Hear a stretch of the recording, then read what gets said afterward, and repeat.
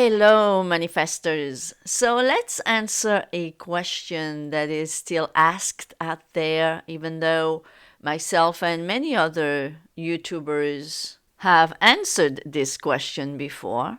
And the question is, do I have to ignore 3D, or how do I ignore 3D? So we're going to answer this question. Do you have to ignore 3D? If you think that you do, then you are mistaken and you need to watch this video all the way to the end. By the way, as a reminder, I have a guide, 80 plus pages, that is teaching you how to manifest anything you want in this life. And you'll have 80 pages that are teaching you how to manifest anything that you want and what you should not waste your time and energy in anymore, so you can speed up your manifestation. So if you are interested, check the link down below in the description box.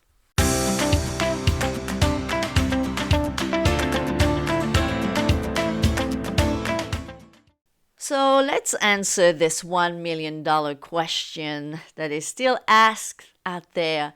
Do I have to ignore my 3D to manifest my desire? Or how do I ignore my 3D? Which is even a worse question, right? To manifest my desire. Well, why would you even try to ignore the thing that you are part of, right? We are in the 3D. You are in it, right? You are in your 3D world. That's where you live. That's where you breathe, right? That's where you live. So how do you ignore where you live and breathe? How crazy is this, thinking about it, right? How crazy would it be to try to ignore something that you are part of? It's pretty much impossible. I mean, can you try to ignore that you are hungry? No, you can't, right? So you can't ignore the 3D. But it doesn't matter.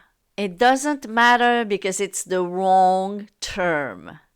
You don't ignore 3D. Rather, you understand what 3D is to start with. What is what you're living in right now? What is your world? What is your 3D?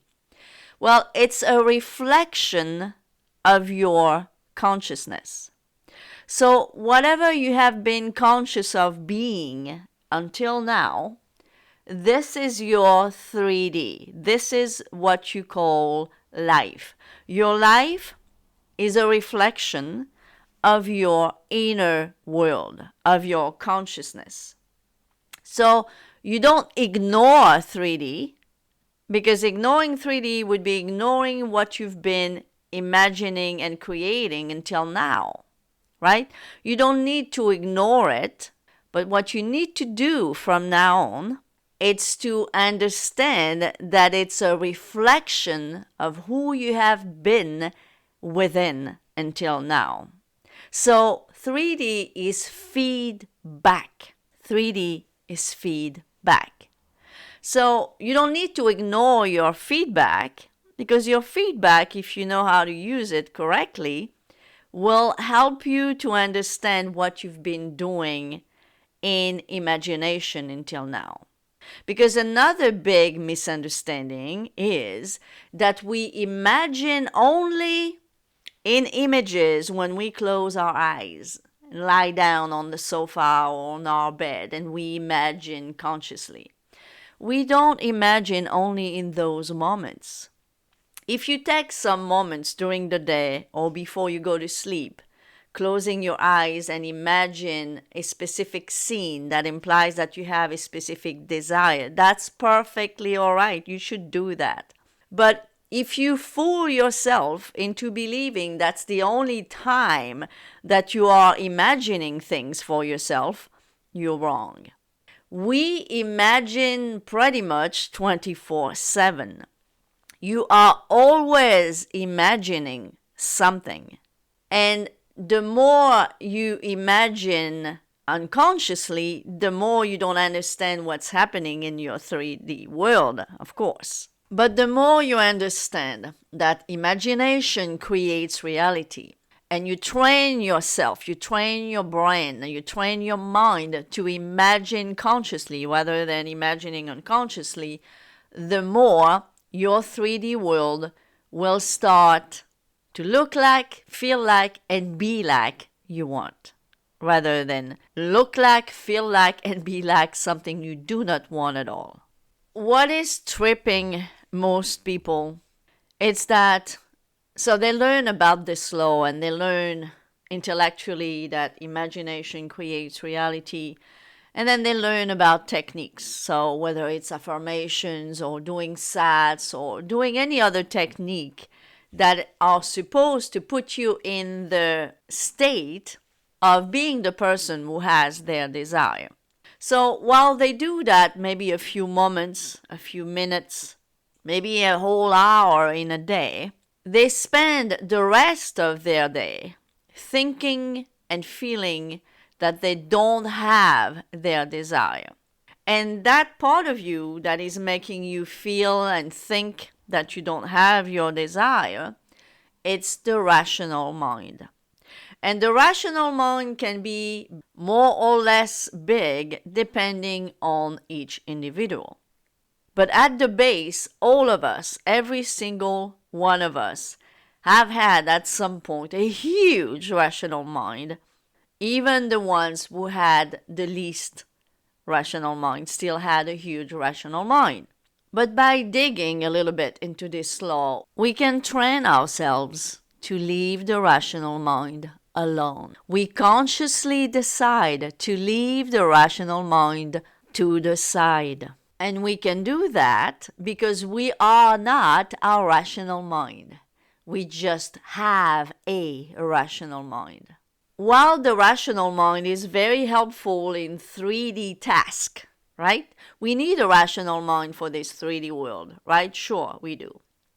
So while the rational mind has its place there, it has no place whatsoever in the imaginal act. So when you imagine that you are the person you want to be, you need to completely let go of that rational mind, completely let go of it. The more you succeed in letting go of the rational mind, while you're doing your imaginal act and all throughout the day, when you think of your desire, the more you leave the rational mind alone, the better and the faster you are going to manifest your desire. Because, like I just said, I used the word of when you're thinking of your desire. Well, if you've watched some of my videos before, if you've watched other videos about the law, and more importantly, if you have studied Neville's work, you should know by now that in order to manifest your desire, you cannot just think of it. You have to think from it. And the only reason you are thinking most of the time of your desire rather than from it, that's it. That's because of your rational mind.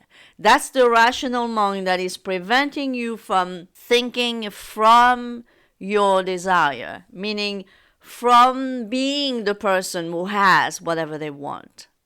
That's the rational mind that's preventing you from thinking this way, but rather thinking of that desire of yours, that it's over there, separated from you, over there somewhere that is not here now.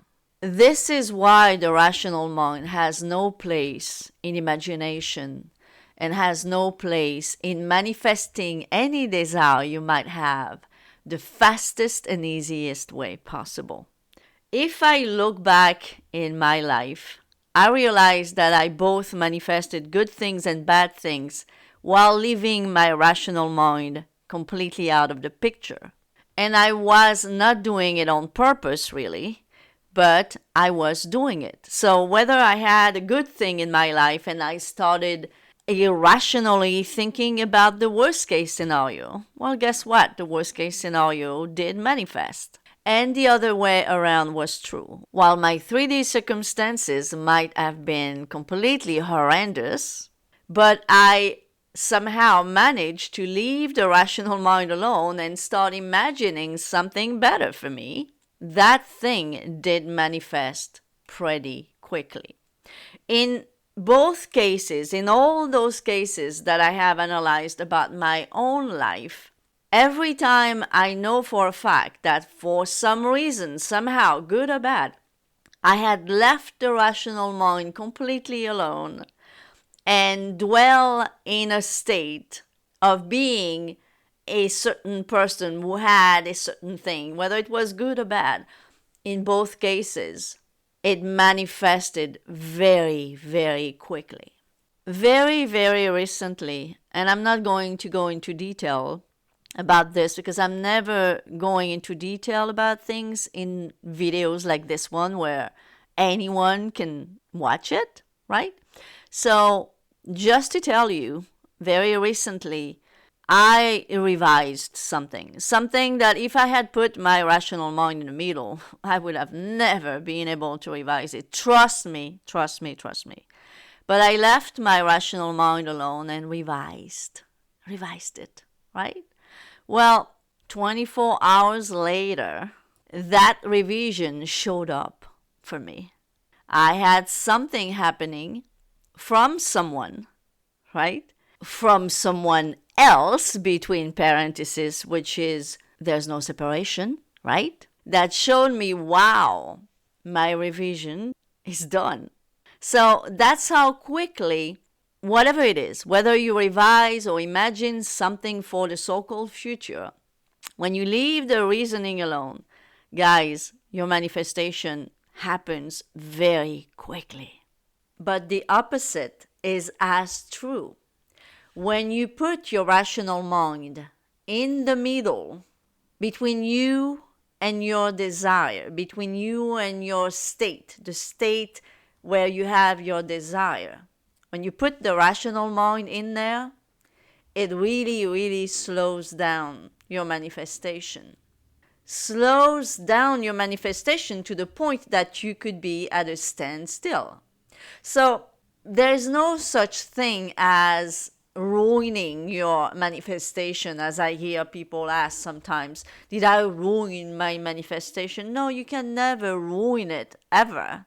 But you can definitely delay it over and over and over. So your manifestation never manifests because you keep on delaying it. And you keep on delaying it because you always put your rational mind in the middle. So you may be doing your imaginal acts, but as soon as you're done with this, you're starting to think about ways that this could not happen, but maybe this cannot happen. And how is it going to happen? And where is it going to happen? And should I do this or should I do that? Should I help my manifestation? All of that is coming from your rational mind. This type of thinking stems from your rational mind. And if you do that a lot, all throughout the day, you can definitely slow down significantly your manifestation. This is why, if you want to become this master manifester that manifests their desire quickly, cut off your rational mind as much as you can. And the more you'll be able to just cancel out this rational mind of yours, the easier and faster your manifestation will be coming. So it's up to you. You decide. Do you want to entertain rational thinking over and over every single day? Or do you want to give yourself a break and making the decision to stop thinking rationally all the time as much as you do? And really, you will be happy you did. If you succeed in really quieting down the rational mind, really, really do your best to quiet your rational mind down and really embody that state. Embody that state just because you decided it. Embody the state of being the person who already has whatever you want. And once you do that, without questioning anything about your desire, you will manifest your desire. The reason I know that so many people put the rational mind in the middle is from the questions that I get and the questions that I hear that are asked to other coaches when I watch their lives or whatever. You know, I watch other stuff myself, and I'm very much interested in the questions that are asked. Because when people ask certain questions, you know exactly where they stand. So, for example, if you feel guilty, if you have any guilt whatsoever about your manifestation, guess what? That's your rational mind speaking, right? That's your rational mind right in the middle. And that guilt that is provided thanks to your rational mind is preventing you from manifesting the very thing that you desire. So on one hand, you desire it, but on the other hand, you are asking yourself, is it okay? Is it okay? Should I want this? Is it okay?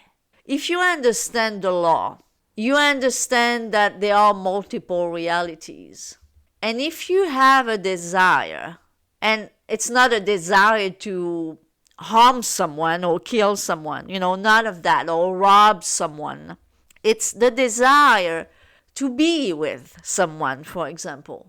You don't need to ask yourself the question if you're allowed to do that. Because if you have the God-given desire to be with someone, you don't have to worry about anything that stands between you and that someone. All you need to care about is kill off your rational mind and be that person who you want to be already. Have your desire already without questioning if you can. Because if you are questioning if you can have anything in this world, that questioning is already a stumbling block between you and your desire. If you have a desire, don't question it. You know who you are, right? You know you're not someone who is intending to harm anyone. You're just someone who has a specific desire. And if you have this specific desire, it's already yours. So don't kill it by rationalizing if you should or if you could.